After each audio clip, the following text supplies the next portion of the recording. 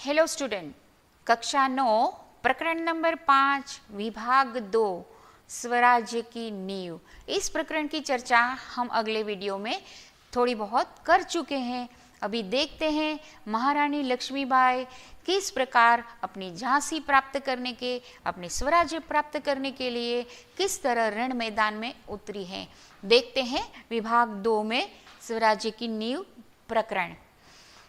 महारानी लक्ष्मीबाई कहती है कि सरदार तात्या अब सब सेनापति को तैयार कर दिया है कि आप इधर कैसे भूले पड़े हो। तो भाई साहब, मैं किसी के लिए सरदार हो सकता हूँ पर आपके लिए नहीं, आपकी सेवा के लिए। क्योंकि पहले ही प्रकरण में हमने विभाग 1 में देखा कि सब रघुनाथ, सेनानायक, तात्या सब ऐशो आराम में, विलास में डूबे थे और सहसा आक्रमण हो रहा है अपने स्वराज्य पर। तब वह जागे हैं और कहते हैं कि इस प्रकार महारानी लक्ष्मीबाई से मिलने आए। तब कहते हैं मैं आपका सेवक हूँ, आप जो भी आज्ञा दे, अब हम युद्ध के लिए तैयार हैं। साहब, आपको हमें लज्जित करने का पूरा अधिकार है, हम इसी योग्य हैं। क्यों? क्योंकि हम ऐशो आराम में डूबे थे, हमें अपने राज्य की नहीं पड़ी थी। इसलिए कहते हैं कि महारानी लक्ष्मीबाई को आप जो भी कहें हमें योग्य हैं, हम इसी लायक हैं। लेकिन जो कुछ हो रहा है वह आप जानती हैं, मतलब अब हमें युद्ध करने के लिए तैयार रहना है। और महारानी कहती है कि आप युद्ध करने के लिए तैयार हो कि आप ब्रह्मभोज में, खाने पीने में, ऐशो आराम में पड़े हो और कैसे युद्ध करेंगे। और इसीलिए महारानी लक्ष्मीबाई कहती है कि ये सब छोड़ो और अब युद्ध मैदान में जाने की तैयारी करो।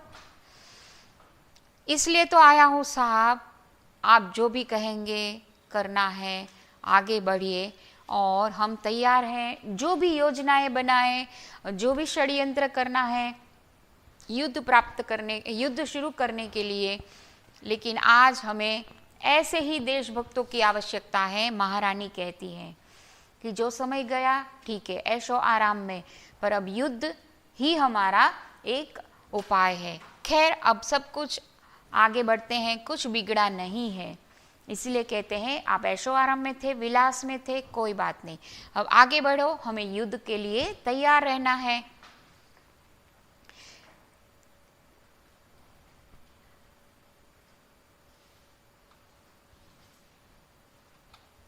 हाँ, तात्या कहता है मैं इसीलिए आया हूँ और आप जो भी योजना बनाए हम तैयार रहेंगे, आगे बढ़ेंगे।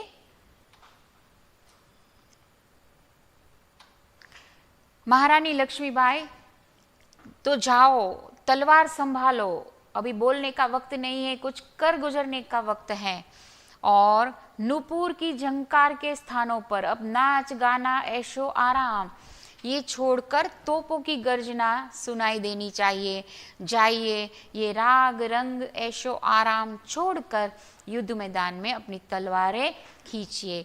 और इस प्रकार अंतिम युद्ध में महारानी लक्ष्मीबाई प्रवेश करती हैं और कहती है कि जीत हो या हार हो, मुझे इस बात की कोई चिंता नहीं है, पर केवल यही बात है कि मेरी वीरता, मेरा साहस, मेरी हिम्मत कलंकित न हो और मैं आगे बढ़ने के लिए तैयार हूँ। हार जीत अलग बात है, पर शुरुआत करना, प्रयत्न करना बहुत बड़ी बात है, नींव रखना।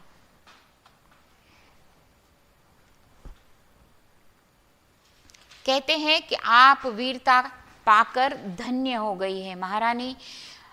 तात्या कहते हैं आपकी वीरता कलंकित नहीं होगी, आप इतनी साहस से, वीरता से, देशभक्ति से स्वराज्य प्राप्त करने के लिए तैयार हैं, तो हम भी आपके साथ तैयार हैं। आज्ञा दीजिए, प्रणाम, अब हम मिलेंगे युद्ध मैदान में, ठीक है।